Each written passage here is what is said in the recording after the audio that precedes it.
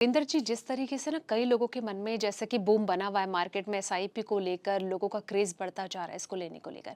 लेकिन कई सारे लोग इसके इतर भी ये सोचते हैं कि एसआईपी में पैसा लगा के ऐसा ना हो कि मेरा पैसा डूब जाए। तो ऐसे लोगों के लिए क्या आप अपनी बात रखना चाहेंगे? देखिए, कि किसी भी सेगमेंट में 2 रिस्क होते हैं। एक होता है कंपनी का रिस्क। अक्सर मुझसे लोग बाग पूछते हैं, सर क्या कंपनी तो सर्वाइव करेगी? हमारे इंडिया में जो म्यूचुअल फंड है, उसको सेबी रूल करता है और सेबी अपने निवेशक का पूरा ध्यान रखता है। सेबी समय-समय पे देखता रहता है कि कोई भी कंपनी कुछ ऐसा तो नहीं करे जो इन्वेस्टर के फ़ेवर में ना हो। और सेबी टाइम-टाइम पे नए-नए आदेश निकालती रहती है, जिससे इन्वेस्टर का भला हो। तो मैं कहूँगा कि हमारे यहाँ पे इस पॉइंट ऑफ व्यू से आपका पैसा बिल्कुल सुरक्षित है। हम्म। कोई कंपनी आपके साथ में 10 पैसे का फ्रॉड नहीं कर सकती। हम्म। मैं आपको अपना एग्ज़ाम्पल दूँगा। आज से 12-13 साल पहले की बात है।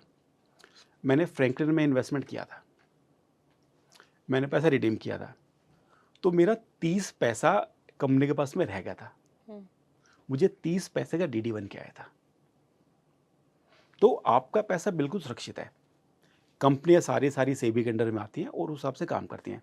हम्म। हमारे यहाँ पे केवल रिस्क होता है मार्केट रिस्क, हाँ। कि आपने पैसा डाला और मार्केट गिर गया। हम्म। आप उसको मैनेज कर सकते हैं। तो उसके लिए जैसे मैंने अभी आपको बताया था कि उसके लिए आप कैसे मैनेज कर सकते हैं, कि आपने एक पोर्टफोलियो बना सकते हैं अपने लिए डाइवर्सिफ़ाई, और हम्म। उस पोर्टफोलियो को आप टेक केयर करें तो आप उस रिस्क को भी मैनेज कर लेंगे बड़े आराम से। बीच में हमने देखा था कि जब ऐसी सिचुएशन आई थी, ये वॉर की अलग चल रही थी, फिर अमेरिका में इलेक्शन था, तब अलग सिचुएशन आ रही थी, मार्केट लगातार डिप जा रहा था। ऐसे में कई लोगों का जो ट्रस्ट भी था ना, वो थोड़ा ब्रेक हो रहा था। उनका जो कहीं न कहीं पेशेंस लेवल था, वो भी कहीं टेम्पर लूज़ हो रहा था और वो काफ़ी ज़्यादा डर गए थे। फिर कई लोगों ने इसे बंद भी किया।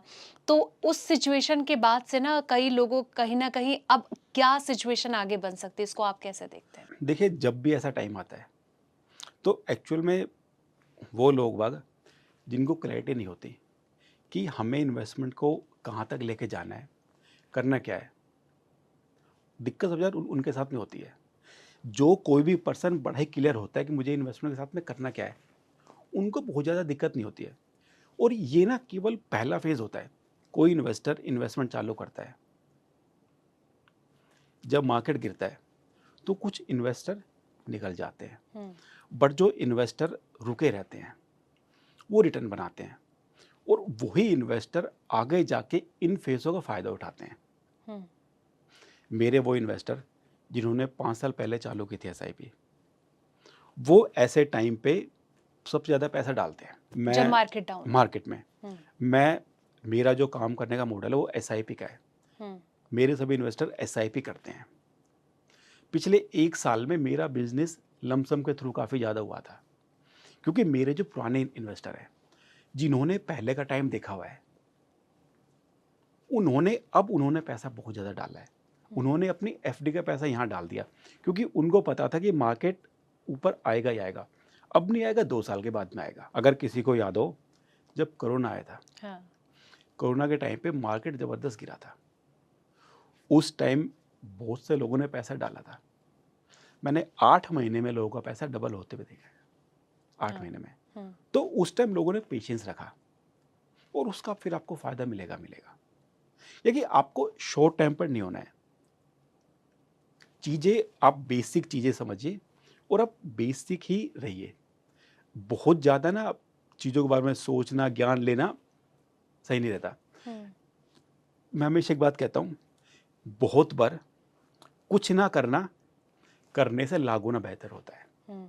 तो ये बात म्यूचुअल फंड के लिए 100% ट्रू है। मतलब आपने जो बात कही थी ना अभी कि एक व्यक्ति ने गूगल में जाके देखा कि हुँ, कौन से फंड बेस्ट हैं, हाँ, उसे चमचमाते मिले लेकिन हुँ, बाद में फिर उसे लॉस हाँ, हो गया। लॉस हुआ, तो इस चीज़ से बचना है। बचना है। तो आपको क्या करना है कि आपको तो सिंपल एसआईपी चालू करनी है और उसको फिर आपको हर 3 साल में, 4 साल में एक बार रिव्यू करना है आपको, कि भई फंड में कुछ दिक्कत तो नहीं आ रही है। हुँ। आप ऐसा करेंगे तो आप डेफ़िनेटली आप पैसा बनाएँगे ही बनाएँगे।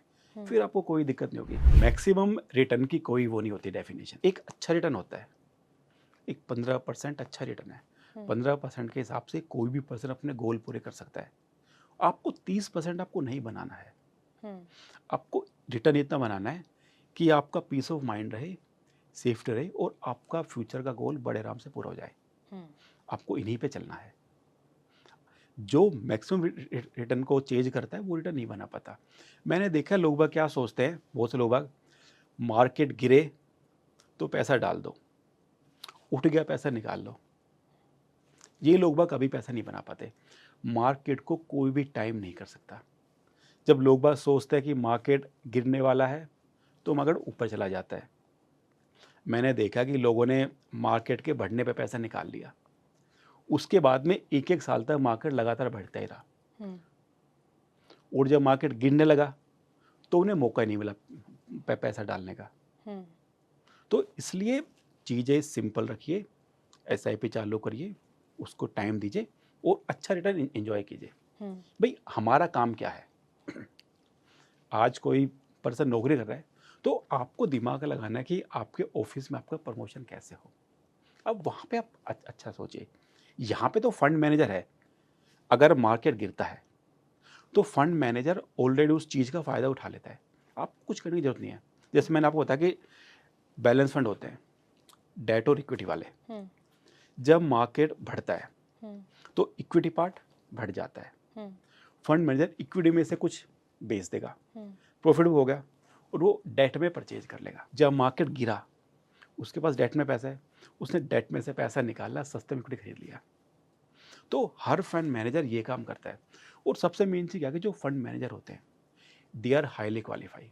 उनके पास में 20-20 साल का एक्सपीरियंस होता है। हुँ, उनके पास एक प्रॉपर रिसर्च टीम होती है जो रात दिन काम करती है। उसके बाद वो आपके लिए 60 से 70 फंड ढूँढते हैं। वो आपके लिए कुछ सेगमेंट ढूँढते हैं, कुछ एरिया ढूँढते हैं कि भई अगले 5 साल में इकोनॉमी के ये सेक्टर अच्छा करेंगे। हुँ, उसके बाद वे पोर्टफोलियो बनाते हैं। तो फंड मैनेजर आपसे बहुत पहले ये सारे काम कर चुका होता है। तो आपको उस पे ट्रस्ट रखना है, आपको उसको उसका काम करने देना है। हुँ, आपका काम है हुँ, पैसा लगाना, बाकी आप उस पे छोड़ दीजिए। वो आपको रिटर्न बना के देगा ही देगा। फिर हुँ। आपको कोई भी दिक्कत नहीं आएगी।